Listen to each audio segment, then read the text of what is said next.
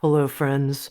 My name's Tami Simon, and I'm the founder of Sounds True, and I want to welcome you to the Sounds True podcast, Insights at the Edge.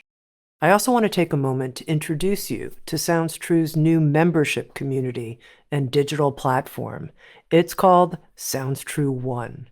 Sounds True One features original, premium, transformational docuseries, community events, classes to start your day and relax in the evening, special weekly live shows, including a video version of Insights at the Edge with an after-show community question and answer session with featured guests. I hope you'll come join us, explore, come have fun with us, and connect with others. You can learn more at join.soundstrue.com. I also want to take a moment and introduce you to the Sounds True Foundation, our nonprofit that creates equitable access to transformational tools and teachings. You can learn more at soundstruefoundation.org. And in advance, thank you for your support. In this episode of Insights at the Edge, my guest is Dr. Judson Brewer, Dr. Judd, as he's called. Dr. Judd is an internationally renowned addiction psychiatrist, neuroscientist, habit change expert, and author. He's a professor in the School of Public Health and the Medical School at Brown University. His 2016 TED Talk, A Simple Way to Break a Bad Habit, has been viewed more than 19 million times. He's the author of several books, including The Craving Mind, the New York Times bestseller Unwinding Anxiety, and a new book. It's coming out on February 20th, 2024. It's called The Hunger Habit, Why We Eat When We're Not Hungry and How to Stop. Dr. Judd, welcome. Thanks for having me. Okay, I want to start with something that I learned from reading your book, Unwinding Anxiety, that I would say is one of those, what? Really? Could this be true? Which is that anxiety, in your view, from your perspective, is a quote unquote bad habit that we can break. And as somebody who has worked with my own anxiety my whole life, I never thought of it as a habit. I always thought of it as a condition. Mm-hmm. And so I'd like to understand and have our listeners track with us how you came to this discovery. I realize it's a big opening question here, that anxiety could be looked at as a quote unquote bad habit. Mm-hmm. Well, it actually started with me struggling. So I certainly had my own run-ins with anxiety. I used to get panic attacks during residency. But I was getting anxious with trying to help my own patients with anxiety because prescribing medications, the best ones out there, it's about 1 in 5 that show a significant reduction in symptoms. The term is called number needed to treat, and it's 5.2, meaning, it's about 1 in 5. So basically, I was playing the medication lottery. I didn't know which of the next 5 patients that came in was going to benefit and what to do with the other 4. And I started wondering, what the heck I could do to help my patients besides prescribed medications. And my lab at the time had been studying habit change. And I bring that in because I started looking at the scientific literature. And it turns out that back in the 1980s, ironically, around the same time that Prozac was first released, there was a psychologist named Thomas Borkovic who suggested that anxiety could be driven through a process called negative reinforcement. And when I read that, I had this aha moment because negative reinforcement is what I've been studying in terms of habit formation and habit change. And I'd never thought to apply that mechanistic perspective to anxiety itself. And the way it works is that the feeling of anxiety tends to drive the mental behavior of worrying. And that was the big connection that I hadn't seen before. until I read about it. And then I saw it all the time in my patients in my clinic, where it's like the feeling of anxiety drives this mental behavior of worrying. And what the research had shown was that it's rewarding enough, that worrying, because people feel like they're in control, even if it doesn't give them any more control than they had before. It makes them feel like they're in control or at least doing something. And from a brain perspective, that's enough of a reward for our brain to say, hey, remember that behavior, do it again the next time you feel anxious. Okay, I think I'm with you in terms of I feel the sensations of anxiety and now I'm going to start worrying. Okay, I have control over whether or not I continue worrying or I don't continue worrying.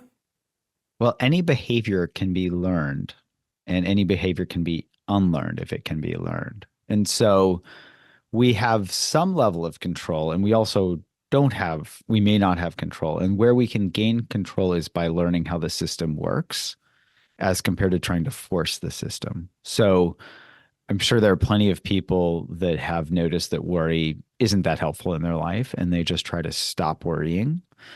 And if they've tried that, they've probably also noticed that just trying to apply willpower doesn't work so well. And so here I would say we have control once we know how the controller works. Tell me more. Yeah.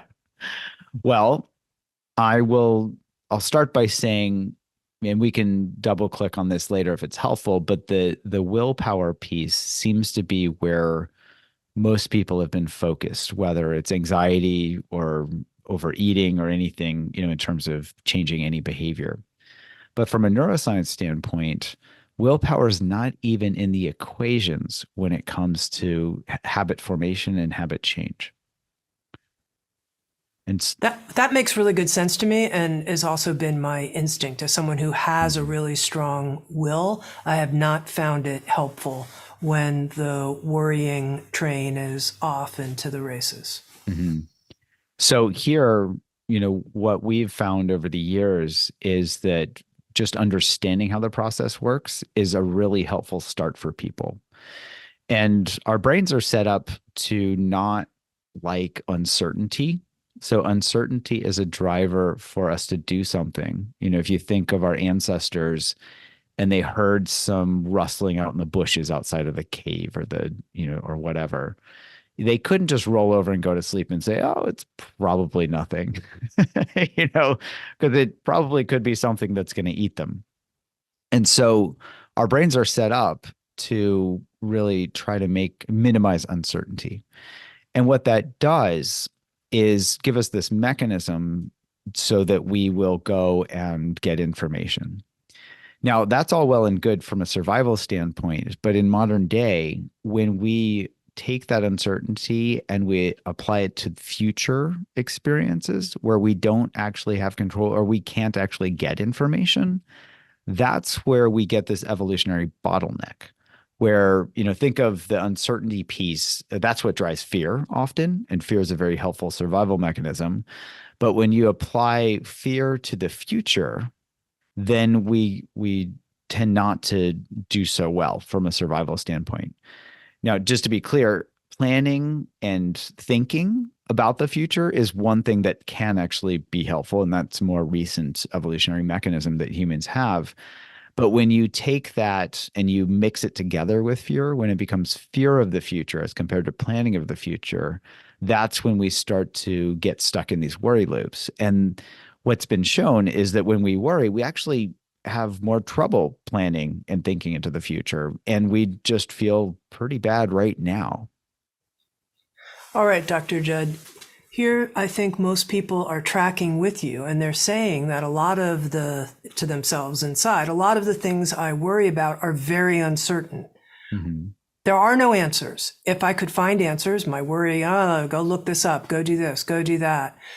Find the answer from this person. How are they really feeling about you? Get more certainty about economics, about future weather patterns, about the political situation, all kinds of things. Uncertain. So that's the information that comes back. We're left with our worry that isn't being productive. Now what? So this is where we can start to map out when we are getting stuck in a worry habit loop. And so there are three elements for any habit loop to form. The first element's a trigger, the second's a behavior, and the third is a reward from a neuroscience standpoint. I like to think of it pragmatically as a result. And so if we map this out with regard to anxiety, the the feeling of anxiety is the trigger for the mental behavior of worrying. And that mental behavior of worrying results in this feeling of control, which then feeds back through this negative reinforcement loop to say, hey, next time you feel anxious, you should worry. And so there we can just start to map out these processes. I can give an example if it's helpful, like Sure. with a clinic patient. So I'm thinking of a patient who was referred to me for anxiety, uncertainty. I have no idea what, what his anxiety was related to. And when he walked in my office door, he looked pretty anxious. And so when I started taking his history, he was describing how he'd been anxious. He was about 40 years of age when he came to see me, and he had pretty severe anxiety for the last 30 years since he was about 10. He used to get pretty severe panic attacks, and his panic was getting so bad that he was getting panic attacks when driving on the highway, and then he was avoiding driving on the highway. And so I just sat down after taking his history, sat down with him and just pulled out a sticky note, like a 5x7 yellow sticky note. And I wrote on their trigger behavior result. And I said, let me see if I've got this right. These thoughts that you might get in a car accident that trigger you to avoid driving on the highway, which results in you not having a panic attack. And he said, yeah, that's right. And then I drew arrows between those three and showed that that's actually a loop. And his eyes got really wide. And he said, I never knew that my brain worked that way. And so for me, I find it very helpful as a good place to start is just to help people map out some of these loops that they might be stuck in and help them understand that this is a survival mechanism that just might have gotten a little miswired in modern day. Can you share with us from your own experience a loop that you were able to identify and then how you broke that repetitive pattern? Sure. I I'll think of one.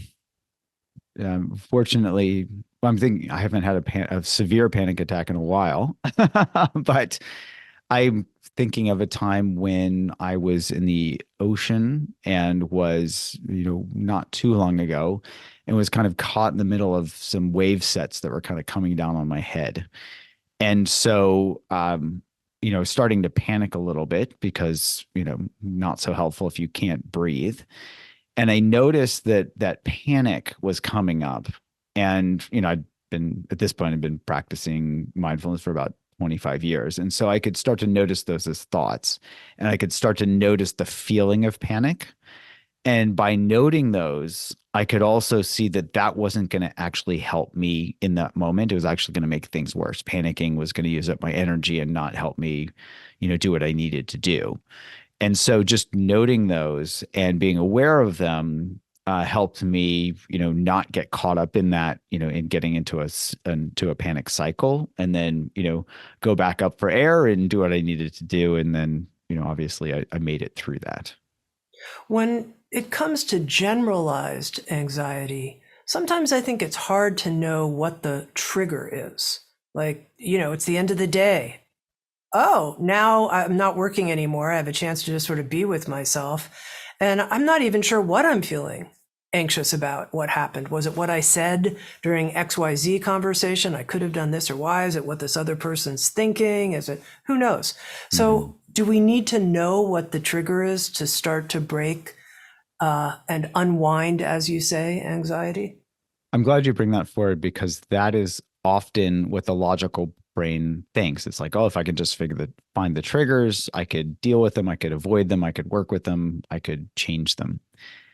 When you look at it from a neuroscience perspective, the triggers are only the thing that sets the wheel in motion, but they're not what strengthens it or weakens it. And so from a reinforcement learning standpoint, this is called reward-based learning for a reason, because if something's rewarding, we're going to keep doing it. And if it's not rewarding, we're going to stop doing it. And so here, The triggers are actually the least important part of the equation. And with generalized anxiety, for example, people often wake up in the morning and just feel anxious first, upon waking, and then they start to worry and then, spiral out throughout the entire day. So more often than not, most often, I would say, they can't actually find specific triggers, and it just drives the cycle even more. So often just that feeling of anxiety triggers the mental behavior of worrying. And when we can zoom in on the worrying itself, we can work and see that it's a cycle. We can not only help to kind of unwind the behavior of worrying, but we can also learn to change our relationship to the feeling of anxiety itself. Let's talk about that because I think it's one thing to interrupt the pattern of worry, that mental addiction, if you will. Okay, this isn't helping. But now I have all these feelings in my body. They're very uncomfortable. They're Mhm. very uncomfortable. I feel, people could use different words. I feel dysregulated. I feel butterflies in my stomach. I feel a shakiness inside, wobbliness inside, whatever the language might be to describe this feeling of, I'm not solid inside. Oh my, what do I do with all of that? All of those sensations? Mhm. Well, the first thing that can be helpful is just to understand what our survival brain is going to want us to do. And so, and it's going to try to drive us in a certain direction. So anything that's unpleasant is by nature going to drive our brain to say, hey, do something to make this unpleasant thing go away. That's the basis of negative reinforcement. And so just knowing that helps us start to understand and map out the process. So once we've been able to recognize that and map that out, we can then start to see what our habitual reactions are to that unpleasantness. And typically, especially in these days, I see a lot of people distract themselves. So I love the term that Cornell West gave our smartphones. He calls them these weapons of mass distraction, where so often we have a distraction tool right at our fingertips. And so whether it's, checking our social media, our email, checking the news feed, doing whatever, there's something out there that can surely distract us for a few moments. So just recognizing what some of these old habits are and how well they serve us is a helpful start. Because if we can see that they're actually just serving to give us this brief distraction, but actually not helping us change our relationship to these unpleasant sensations, they're just going to keep us stuck in that cycle. And at the same time, we're not going to learn what I think is a critical survival tool in modern day, which is distress tolerance. Meaning, if there's something unpleasant, we can actually learn to be with things that are unpleasant, like emotionally unpleasant, unpleasant thoughts, etc.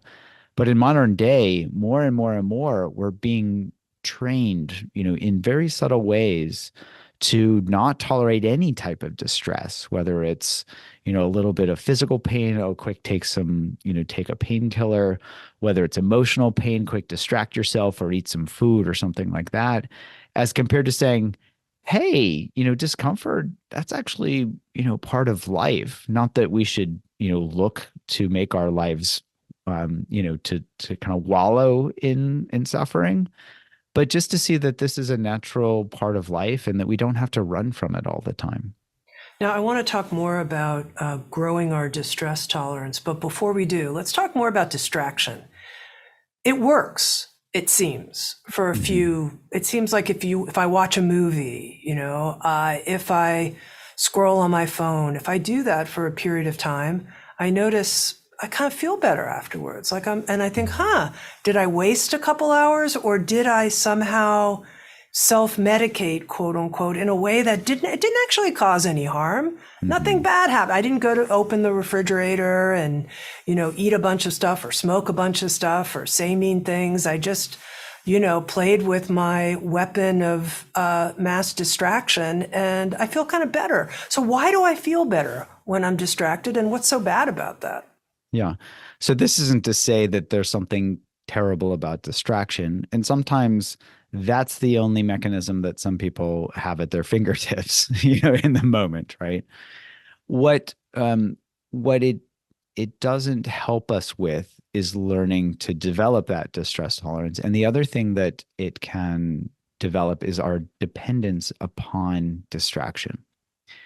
And so there are a couple of things there that we can all explore in our own experience. One is that we become our brains are set up to habituate to different behaviors, and so if my distraction tool is to look at cute pictures of puppies on Instagram, for example, over time, my brain's gonna, if I go to Instagram every time I feel anxious, my brain's gonna say, okay, show me the cute puppies. And then it's gonna say, okay, I need cuter puppies because these are not cute enough anymore. And then it says, okay, puppies and kittens, puppies, kittens, and babies. And you get the idea, which is very similar to somebody starting to drink alcohol as a way to try to distract themselves from anxiety. Then they have to drink more and they become tolerant, et cetera. So it's the same mechanism. It's just slightly different from a chemical standpoint, because alcohol is directly affecting the dopamine system, whereas these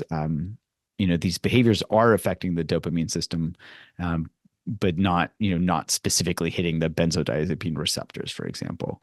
So I don't know if that gives you a little bit of a sense for, how distraction can be helpful in the moment, but might not be a long-term solution.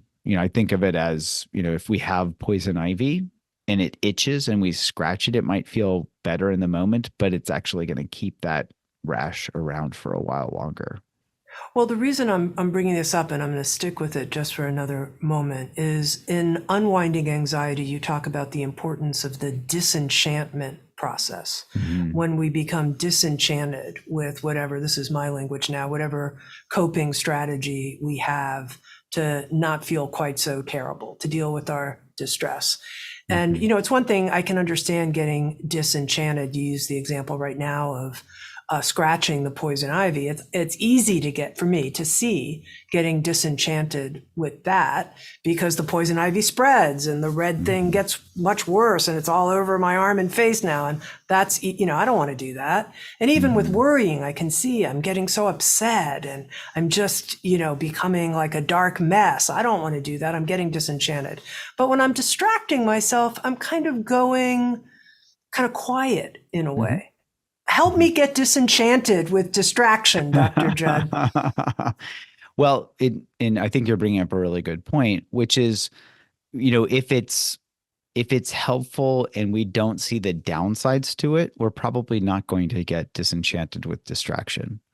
On the other hand, if there are moments where we try to distract ourselves and it doesn't work, or we don't have our tools of distraction, whether, maybe we don't have our phone, or maybe, there's some reason that we can't distract ourselves, then our brain really goes nuts and says, hey, I need my distraction. Where is it? What are you going to do for me? And things can actually get worse. So there we get to learn about our dependence on these distraction tools. And then we can start asking, well, is there a better way? And that's where we start to become disenchanted with, things. If something doesn't work all the time, I'm going to be less excited about it than if it worked all the time. And so here, I think the disenchantment comes when we can find something that is more reliable and at the same time helps us live a better life, live a happier, healthier life. And I would suggest that learning how our mind works and learning how to work with our mind helps us not only be able to tolerate unpleasantness more, and so it empowers us, but also helps us develop wisdom so we can generalize some of these learnings to other aspects of our lives. Okay, help us develop our distress tolerance. For those of us now who are there, we're willing, we're interested, we get it, that distraction isn't really the best we can do. We're inspired. Mhm. Well, our research has shown that the there are a couple of steps. So I think of this as a three-step process. The first step is just mapping out whatever the issue is. So let's say anxiety and worry, because we've been talking about that. So if we're able to map out that when we feel anxious, we start to worry, and we can also use distraction as well. we can start to ask ourselves a question, which moves us into the next step, which is, what am I getting from this? And here it's really interesting because we can look at modern psychology and say, well, why is this an important question? We can look at modern neuroscience, which actually highlights their actual equations of behavior change, which focus very much on what's called changing the reward value of a behavior. And we can also look as far back as Buddhist psychology, where the Buddha is reported to have said, karma is based on cause and effect. And so if you look at cause and effect, it's actually a very nice description of modern day psychology in terms of reinforcement learning. And what I mean by that is, if we do a behavior and it's rewarding, we're going to keep doing it. If we do the behavior and we pay attention and it's not rewarding, we're going to become disenchanted with it and stop doing it. And there are actually explicit passages in the Pali Canon about this where, I'll summarize, where the Buddha talks about exploring gratification to its end. And he said that was, he said, wasn't until I explored gratification to its end that knowledge and vision arose. So that sounds kind of important. And so we said, well, can we apply that to modern day? How does that work? And it's actually pretty simple. So, for example, when my patients come in and they want to quit smoking, instead of telling them to stop smoking, which they've all tried, they tried their willpower and it hasn't worked, otherwise they wouldn't need to see me. Instead, I say, hey, pay attention as you smoke that cigarette and tell me just how good it is. And so I send them home and they come back and they come back often with this wild-eyed look and they say, how did I not notice this before? And they describe how cigarettes taste crappy. It feels like burning going into their lungs. It smelled really bad. As one patient put it, he said, all the cigarettes I smoked today were disgusting, right? He wasn't telling himself that they were disgusting. He simply paid attention. And so there's a great example of exploring gratification to its end, where he just paid attention as he smoked and he realized that cigarettes were actually pretty crappy. And that helped him become disenchanted with the cigarettes. We see the same thing with worrying. If we really look at worrying and ask, what am I getting from this? It's not keeping my family member safe. It's not helping me solve a problem. Whatever our brain has told us that worrying is going to help us with, when we really look at it and see that it's not doing that, then we become disenchanted with it. And we've even seen this with eating and overeating, where we have people pay attention as they overeat. And it only takes 10 or 15 times for that reward value to drop below zero and for them to shift their behavior. So that's the second step. And I would say that is a critical step for helping people step out of these habit loops. Now, in your new book, The Hunger Habit, I was curious to see that you had a chapter on trauma. And I'm bringing that up at this point because when I hear you talk about anxiety, I think of the nervous system being stuck in the past, somehow stuck in the past. So I'm telling myself worrying doesn't work. I'm definitely disenchanted with it. It doesn't work. It makes me feel terrible. But it seems like this deep body-based nervous system thing is doing its own thing. And that's, once again, I'm coming back to my very original question. Is this a condition or is it a addiction that I have a choice over that I can change? And so I was interested to see how you now are writing about trauma and if that impacts your views at all on habit change. It does, absolutely. And so here, the best analogy that I've come up with is that it's kind of, our brain's kind of like a smoke detector in the kitchen. And when it's calibrated, when the smoke detector is calibrated correctly, it's going to help us detect when there's a fire on the stove versus boiling water and it's steam, right? Now, if it's miscalibrated, it's going to go off and give us false alarms when there's actually no danger. And that's what I see with conditions like, and I'm not a huge fan of terms like conditions, but the only condition I think that we really have is the human condition, but there, all these things that they use in psychiatry. So bear with me there. So when somebody's had a traumatic history, let's say, their brain is often miscalibrated in the sense that they've had something very traumatic happen to them. And I say, my heart goes out to anybody that's had a traumatic experience where they've kind of gotten their brain has kind of gotten locked in this danger signal, where their brain is registering in modern day danger, danger, danger, when there might not actually be danger. And that causes two problems. One is it's harder for them to see when there is actual danger because their brain is constantly saying, this is dangerous, this is dangerous, this is dangerous. And it's also, putting them in this heightened state of arousal that's just not only unpleasant, but can, is not great for flourishing. Let me just put it that way. And so the way I think about trauma is that just understanding how this works on a neurobiologic level can help us start to find ways that can help us recalibrate that system. And one thing that I've found helpful as a tool to work with some of my patients is to kind of help them see how that danger signal can actually be somewhat habitual, right? Because their brain is signaling danger when it's triggered by something that's not actually dangerous. When they see that, they can also take a moment to honor their past self, which often, it came up with a strategy in the moment to keep them safe. And then it kept that strategy going forward. And that strategy may not be as helpful for them now. And the way I think of that is it's kind of like a pair of shoes that somebody put on and they fit at the time and it helped them not damage their feet. But now they may have outgrown those shoes and those shoes may actually be hurting them in that sense. And so being able to honor our past selves and, and really give that, that place in life its due and say, I did the best that I could in those times, gives us the opportunity to open to the present moment and ask, hey, is this helping me now?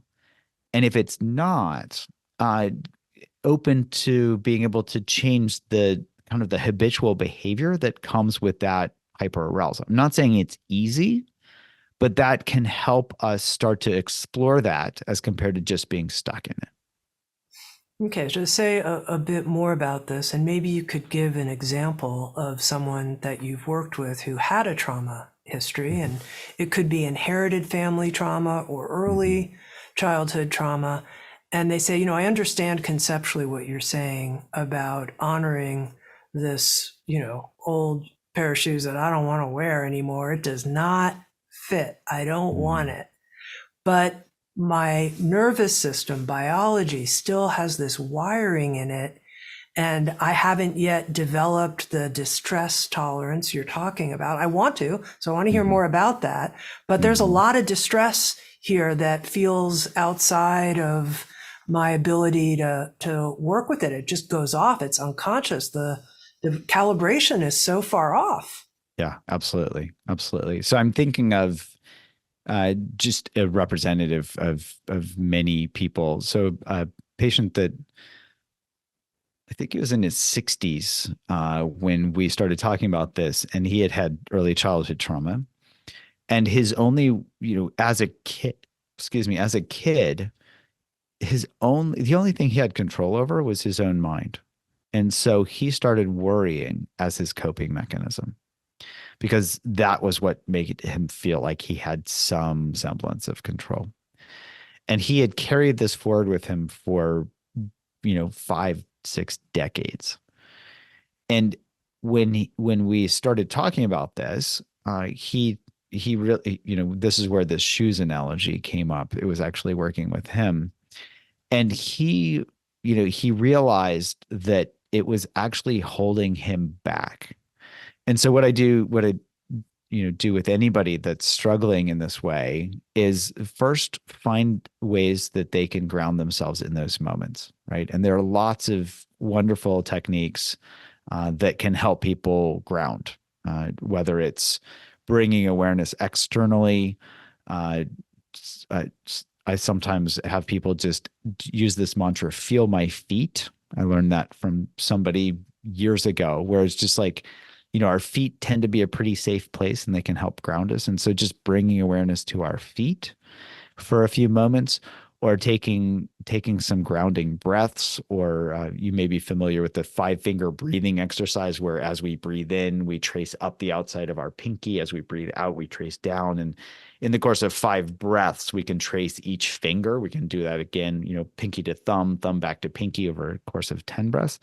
But something that helps us ground enough so we can ask a simple question, which is, am I actually in danger right now?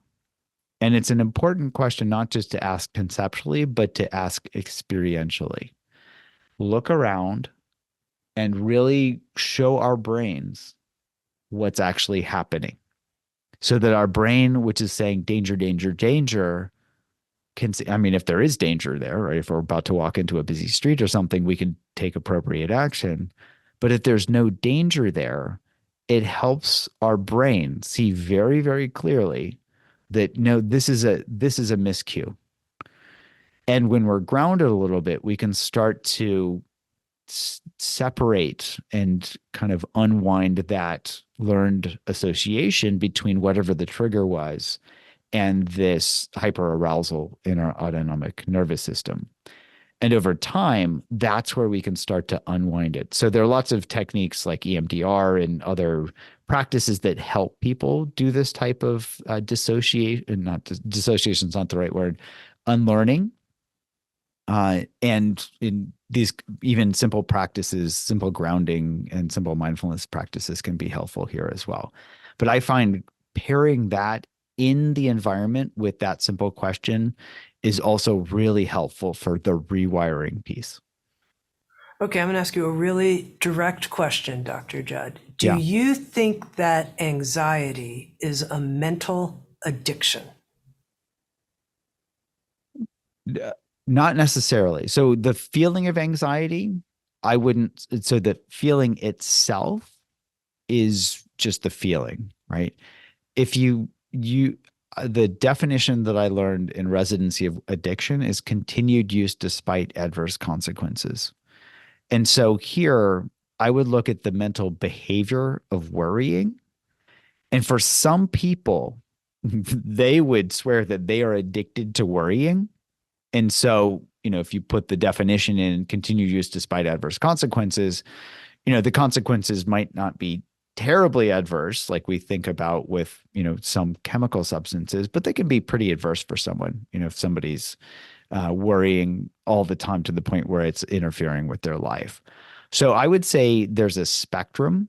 And for some people, they're so, I would say they worry so much and it's interfering with their life so much, it might fit that definition, but not the feeling of anxiety Right. itself. Okay, good. I think that's a good, helpful distinction.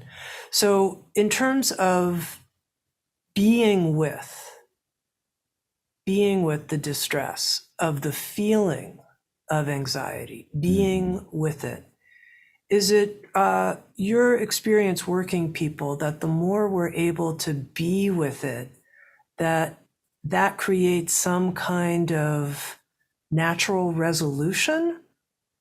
Being with it, being curious about it, feeling it, questioning it, wondering about it, dropping our attention into this feeling. What comes from that? My experience sometimes is that I can spend a lot of time in that state. It doesn't necessarily just like, oh, and now it's turned into something else. It's like, oh, wow, okay, spending a lot of time here. Yeah. Yeah. It's a really good question. So here I'm going to actually go back to some of the ancient Buddhist psychology, because I think it's really interesting, some of the overlaps that we've seen between that and the modern psychology. And there's a concept that's described as dependent origination. And the details aren't important, but what it describes is what's called a cycle of samsara, this endless wandering.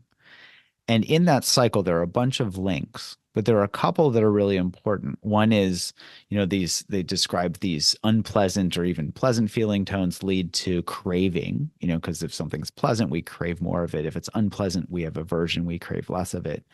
But that leads to what some can be translated as clinging, but also can be, the word is upadana. I'm probably not pronouncing it correctly.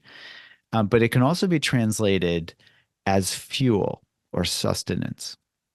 And that is really important because if we think of a fire burning, and often these cycles are described using the analogy of a fire. When a fire is burning, what keeps the fire burning is fuel or sustenance. And so when we have anxiety, think of anxiety as a fire. If we worry, that is like adding fuel to the fire. And so we can say, okay, how do I let this fire burn down?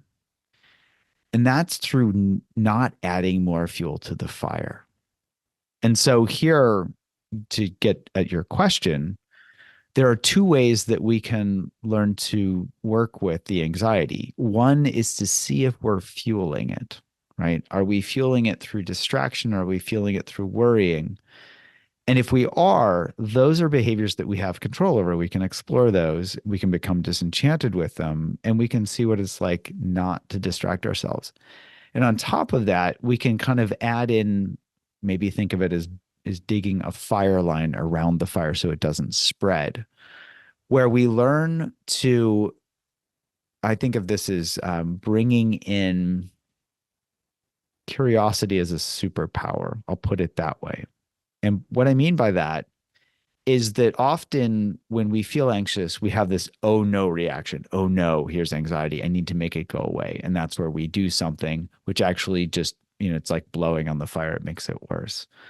Instead, what if we flip that and we say, oh, and this is where, phrases like the obstacle becomes the way, or this stoic turn of words that was attributed to Marcus Aurelius, what stands in the way becomes the way. And what those makes those interesting is that we can look at anxiety and we can, instead of running away from it, we can ask ourselves, what happens if I turn toward it?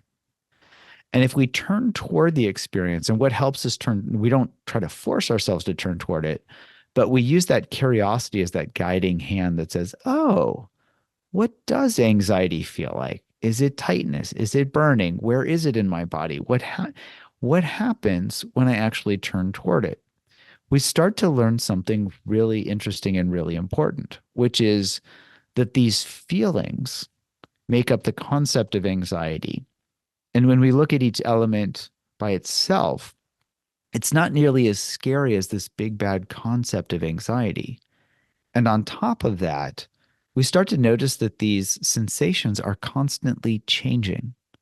So often we think, oh no, anxiety, it's going to be here forever. But when we really turn and go, oh, well, is this sensation, what happens when I look at it? These things start to change, and they're constantly changing. We can notice that change. And with that, we can start to learn, oh, this isn't as bad as I thought. I can actually learn to be with this. And this is where the ability to develop distress tolerance comes in. It comes from learning to just lean in instead of run away. And when we lean in, that fear starts to dissolve somewhat because we can see what things actually are, right? We reduce the uncertainty. And we can also see that these things aren't permanent. They change on their own without us having to do anything. Okay, I like this fire metaphor. So if it's okay, I want to make sure that I fully get it, because I understand the notion that if you add worry, fuel in the form of worry logs, the fire is going to get bigger. I have a fireplace here where I have natural logs, and so I like to sit in front of it. So I get it. If I don't put the worry logs on, it's going to go out. Yeah. Now, you said distraction also is a way that we feed the fire. And that's where I had a moment of thinking, I don't understand that. How does distraction feed the fire? It's a good question. So I'm just trying to think how that would fit with the analogy because I think worry fits pretty well. Yeah. Distraction might be not paying attention. And so when we don't pay attention, when we don't tend the fire, it's going to be more likely to spread if there is fuel around it. And Okay. so I don't know if that fits for Okay, you, that but helps. yeah. So I would say when we distract ourselves, there might be other tinder in the box that's going to catch fire because we don't know how to manage it. And then we're curious about it, where you could say that's a form of just sort of watching it change and go out on its own accord. And that's what happens. That our curiosity is just that. Hmm. Yes, absolutely. And what I found from my own experience with anxiety is that when there is less fear around it, certainly anxiety still comes up. I still get anxiety, but I'm okay with it. Right? It's like, okay, here, this is pretty unpleasant. It's going to be here for a while. I don't know how long it's going to be here, but as long as I don't resist it, there's this saying, what we resist persists. As long as I don't resist it, it's going to go on its own accord. I don't have to do anything, and it may not stick around as long. Your new book, The Hunger Habit, looks at how we can look at this whole question of what's driving our cravings and our desires around food. In terms of the conversation we've had about anxiety, would you say this part of the conversation translates really well to issues of eating and food cravings, overeating, etc., and this part maybe doesn't map on quite so well, or it's all the same inner mechanisms? How do you look at it? Well, what our research has shown is that the mechanisms are pretty similar. So the reinforcement learning piece is actually based on these ancient survival mechanisms around eating. We had to remember where food was. And so we learn where to find food through the mechanism of positive reinforcement, right? The triggers we see food, the behaviors we eat it, and then our stomach sends this dopamine signal to our brain that says, remember what you ate and where you found it. And then this negative reinforcement piece, where we learn to avoid danger, comes into play in modern day. Actually, both of these come into play in modern day, where we learn to associate food with, for example, with celebration. So, how many times have we eaten food when we aren't hungry? Right? That's not a survival mechanism per se, because our body is saying, hey, not really hungry, but we're like, hey, this is a party, let's eat. Right. And on top of that, we learn to eat food to comfort ourselves. That's where the term comfort food comes from, or stress eating, where if we're bored, angry, sad, think of all the different emotions that we've learned to associate with eating as a distraction. And then we learn through negative reinforcement, oh, if I eat this food, I'm going to comfort myself. I'm going to feel better.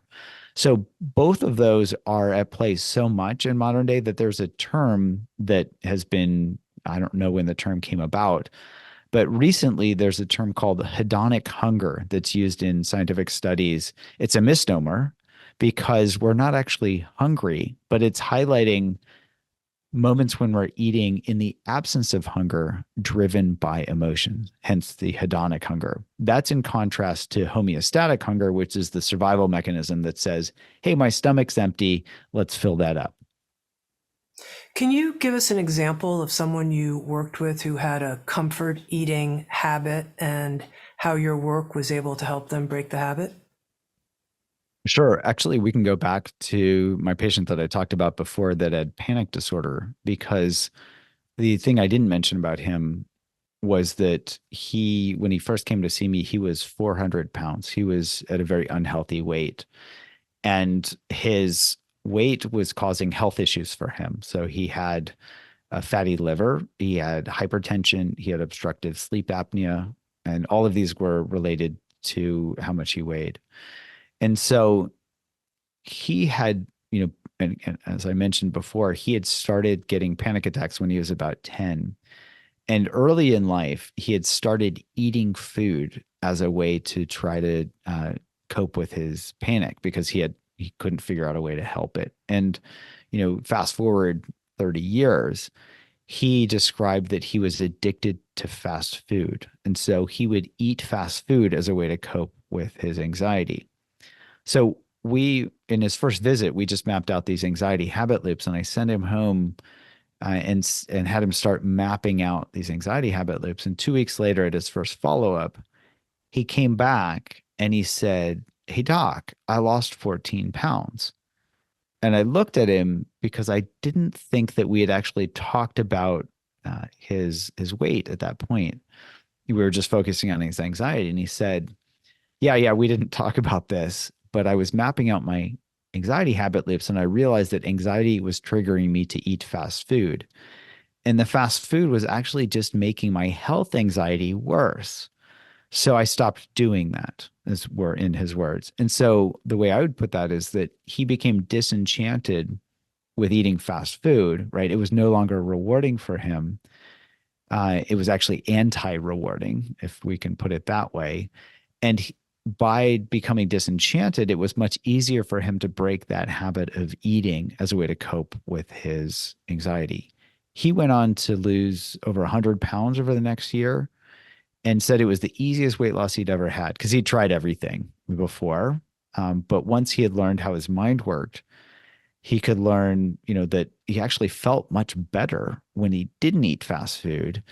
And as he gradually lost weight, it was, getting him into a healthier range where his high blood pressure went away. He was sleeping better. His hypertension went down, it was actually helping him be healthier physically as well. Okay, now, Dr. Judd, I want to make sure that the people who are joining us and are listening, who are thinking, okay, I want to apply this in some way. I have this habit of eating, I don't know, just come up with something, potato chips. Seems like, I haven't had, I'm hungry. I drive to the, okay, I'll just pick them up on my way out Yeah. of the convenience store, whatever it might be. I know that I don't feel well afterwards, so I get that. I can map that out, and then I Mhm. feel bad about myself. I get all that. How is Dr. Judd's break a bad habit method here going to help me? Mm. What am I going to do? How am I going to work this on my own? Yeah. Well, I'll illustrate this with an example and then walk through how we can apply this. So I had a patient who used to eat an large bag of potato chips every night while watching television with her daughter. And what I had her do was just start paying attention as she ate the potato chips. And I said, just see how many you need, to scratch that itch of craving. And for her, you guess how many it took? I won't. I don't know, I 20 won't make. chips? Yeah, it was actually two. Uh-huh. And for her, that was enough salt and fat when she truly paid attention. She was like, "Okay, that's enough for tonight." And what that highlights for many people, it's probably not two. And so she's, I remember her because it was a pretty striking. I never imagined that she'd come back and say, "Yeah, it was just two, doc. That was it." But what we can all notice is where we hit what I think of as our pleasure plateau. So what that means is with each bite, we can pay attention and ask ourselves, is this better than, worse than, or the same as the last bite? And what that helps us do is, and I want to highlight, this is not about thinking, oh, I should only eat 2 bites of cookie or 2 potato chips, but this is really feeling. We have to feel into this. Our feeling body is much stronger and wiser than our thinking brain. And so here we just feel into the experience when we eat the potato chip. And we can really feel, I'm just imagining this now. Last time I had a potato chip, like for me, potato chips are pretty salty. I haven't found a potato chip that's like not salty. And so within a couple of potato chips, especially if I'm not hungry, my body's like, whoa, okay, you've hit your salt quotient for now. And it's much easier to put them down by imagining what it would be like to eat the next one. And so here we can really just leverage this power of awareness, this power of curiosity, so that we can really see how much is enough. And we can do that in the moment with potato chips. And then we can also look back. For example, if we haven't paid attention and we've eaten a whole bag, we can look at it afterwards and ask the question, what did I get from this? And here, we even did a study where we have this app called Eat Right Now, and we have basically a awareness, aware eating exercise as part of that, where we can use that to calculate the change in reward value in somebody's experience so that when that reward value drops below zero, they shift behavior. And it only takes about 10 to 15 times of somebody really paying attention, for example, as they overeat, for that reward value to drop below zero and for them to shift behavior. So, pragmatically speaking, really the key thing to do or the key ingredient for behavior change is awareness. We become aware of the habit loop.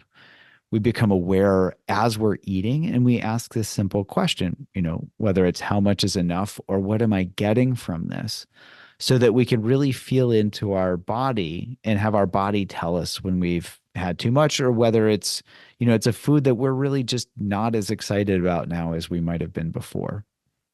Well, a couple things here. One is in the example you gave, you have to really slow down. I mean, we're talking about eating those two potato chips. You're not just like shoving a bunch of them in your mouth kind of thing and then saying, I wonder how this feels. It's a serious, slow eating with awareness process. Yes. Mm-hmm. So yes, and I would say we don't have to spend 30 minutes eating a single potato chip, right? That's good. Yeah. So it doesn't take that long to eat a potato chip. And so as long as we pay careful attention, we're not distracted, we're not shoveling a bunch down, we can get the picture pretty quickly. One thing I'll add to that is if we're hungry, it's important to note that it takes about 15 to 20 minutes for our bodies to register satiety. And so if we're really hungry, our body's going to say, whatever the food is, it's going to say, hey, get more calories in. And if we eat those really quickly and we don't give ourselves 15 or 20 minutes to register whether we've had enough, we're going to be more likely to eat beyond satiety. Now, you said curiosity is our superpower. And, it seems like curiosity is sort of the kale of our time, meaning I hear people talking about curiosity all the time. And I wonder how much it lands. Like, do people understand what that means exactly? Like, what does it mean? I'm going to use this superpower of curiosity to change my bad habits. Mm-hmm. Really? What does it actually mean? Yeah. So first, well, let me ask you, did you know that there are two different types of curiosity? Only because I read Unwinding Anxiety do I know this. Okay. So had you not read the book? I did not know that. Okay. So I bring that forward because it's a great way to highlight the contrast between the two types. And so for anybody that doesn't know that there are two types, what does it, I'll just ask people to explore in their own experience. What does it feel like not to know? And that not knowing is actually one type of curiosity called deprivation curiosity, which in a nutshell means we're deprived of information. As I said earlier, our brains don't like uncertainty.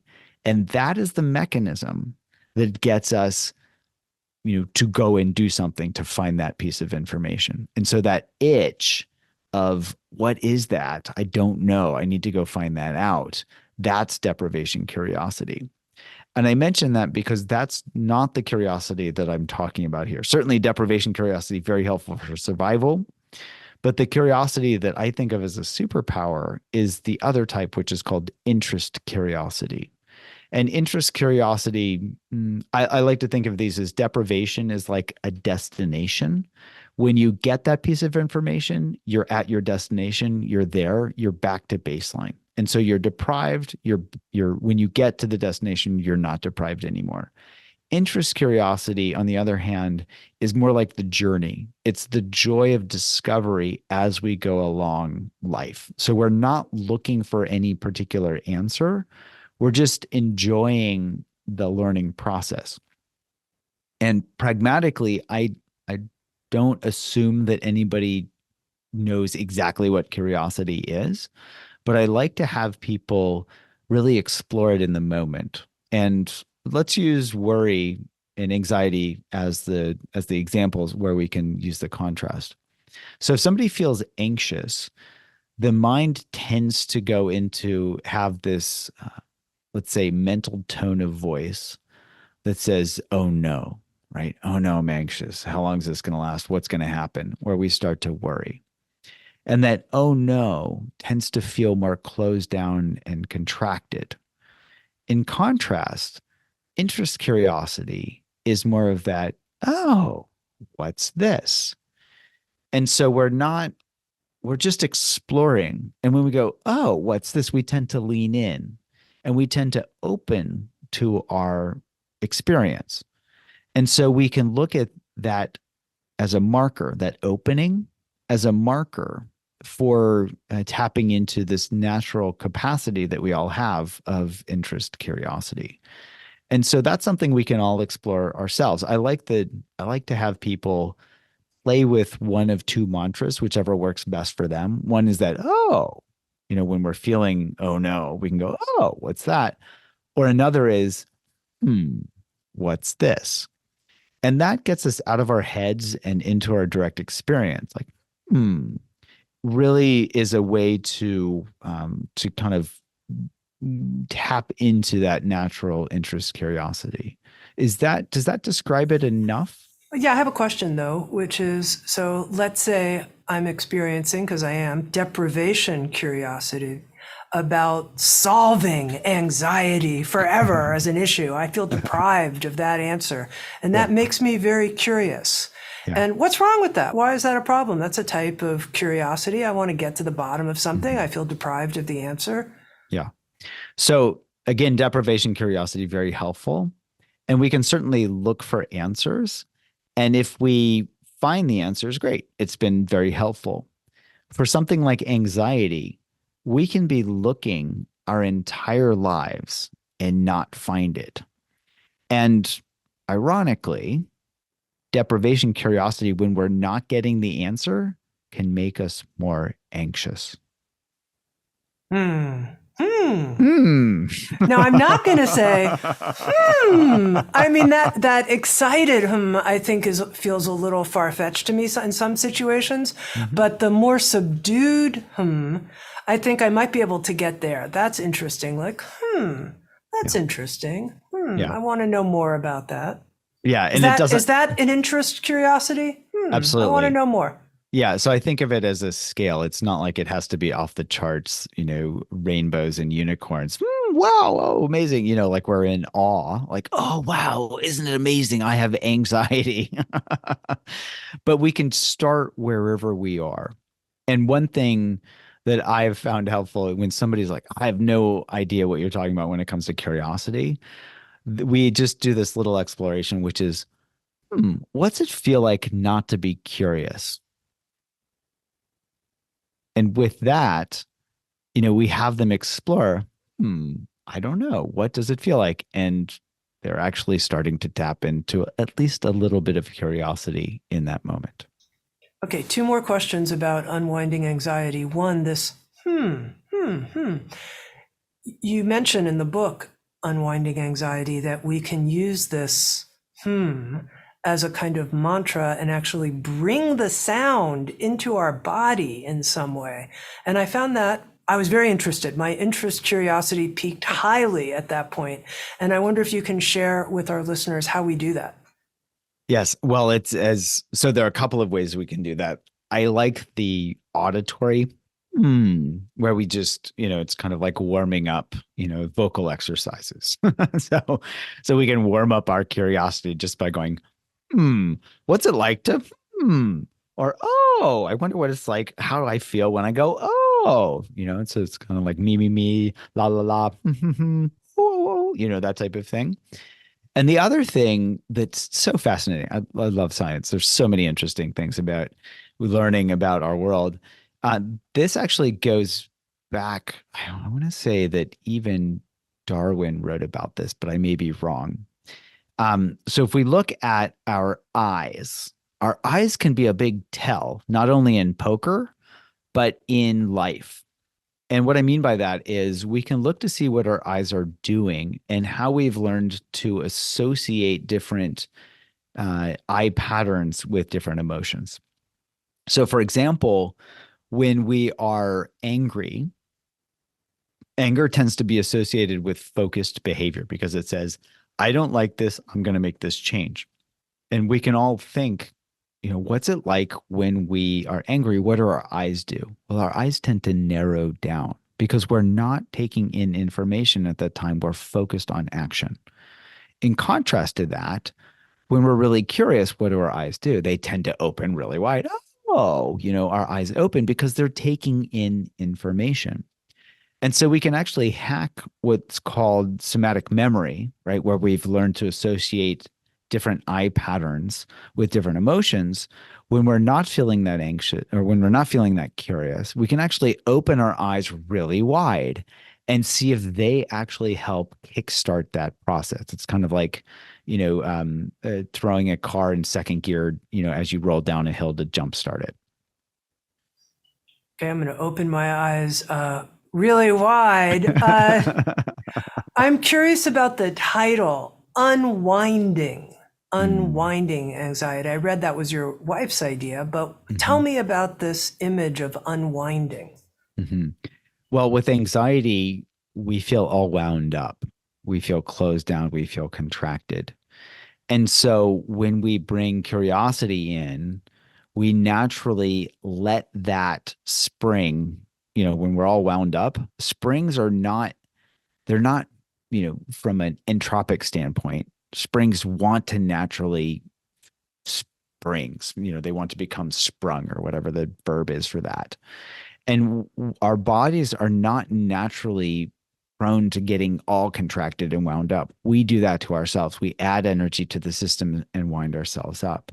And so here, by bringing curiosity in, for example, and bringing kindness to ourselves, we can naturally let that unwind. And I think, my wife's title for that is just a beautiful portrayal of what naturally happens when we bring in, curiosity and kindness to ourselves.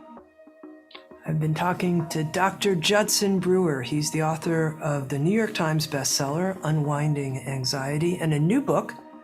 It's out on February 20th, 2024. It's called The Hunger Habit: Why We Eat When We're Not Hungry and How to Stop.